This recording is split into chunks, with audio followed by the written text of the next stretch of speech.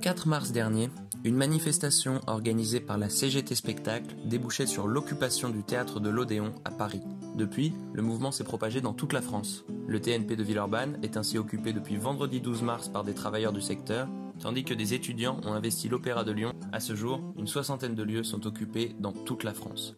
De nombreux médias ont mis en avant la volonté des militants d'obtenir la réouverture des lieux culturels. Pourtant, ceux-ci souhaitent ouvrir la mobilisation au plus grand nombre et appellent à une convergence des luttes. C'est ce dont témoignent Otine, Thaïs et Nils, 3 des étudiants qui occupent actuellement l'opéra. La réouverture des lieux de culture, c'est très important et c'est une de nos revendications principales.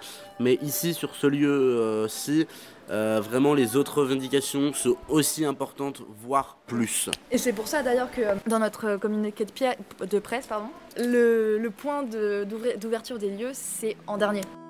Les occupants du Théâtre National Populaire à Villeurbanne semblent partager cet état d'esprit. C'est en tout cas ce que nous explique Colline Bouvarel, comédienne et militante au collectif unitaire 69 à l'initiative de la mobilisation. Donc c'est pour ça aussi qu'on milite et qu'on essaye d'élargir au plus possible notre portée.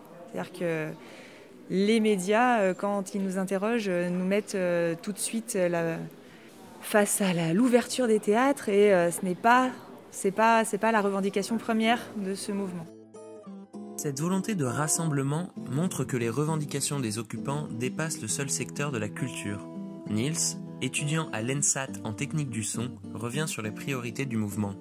On a des revendications qui sont assez larges, donc il y en a qui sont vraiment axées sur la culture, comme une deuxième année blanche pour les intermittents et intermittentes, et l'élargissement de ce système à toutes les personnes qui ont été impactées par la crise, donc hôteliers, hôtelières, restaurateurs et restauratrices, enfin les extras, les saisonniers et saisonnières. Après, on a des revendications qui sont plus largement étudiantes. Par exemple, pour une vraie prise en compte de la précarité étudiante. À Lyon, on voit des augmentations de loyers assez faramineuses, alors que le loyer en moyenne, ça représente à peu près 50% du budget d'un étudiant.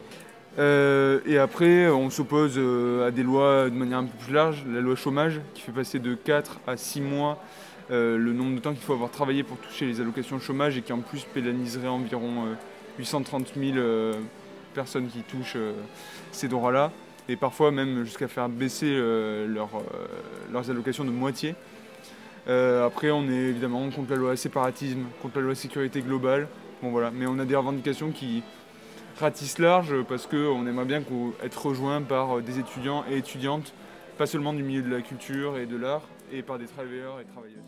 L'occupation ne dure que depuis quelques jours, mais tous se réjouissent déjà de la présence de néo-militants et souhaitent continuer le travail accompli en commission. Au programme, formation politique et organisation d'actions en parallèle de l'occupation.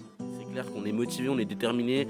Y a des militants qui arrivent dès 7h50 devant l'opéra pour être là à l'ouverture des portes à 8h. C'est comme les petits vieux qui vont faire leur supermarché, nous c'est nos petits militants qui viennent à l'opéra et qui restent toute la journée. Et on peut tenir comme ça énormément de temps, surtout qu'on a des soutiens d'associations qui nous apportent de la nourriture. On a d'autres collectifs qui viennent passer du temps avec nous. On a une bonne organisation qui est en train de se faire, donc ça peut continuer vraiment très longtemps. Je sais pas si on s'est encore vraiment projeté au long terme. Après, j'ai envie de dire, on est encore dans l'organisation du présent. Donc organiser le futur, c'est vraiment pas tout de suite, ça arrivera plus tard. Je sais qu'on parle beaucoup de convergence des luttes, donc dans l'idée, c'est vrai que si ça pouvait être le point de départ d'une mobilisation plus large pour une vraie remise en question de la manière dont fonctionne la société, une remise en question des lois qui nous sont actuellement imposées, des lois hyper liberticides, ça pourrait être bien.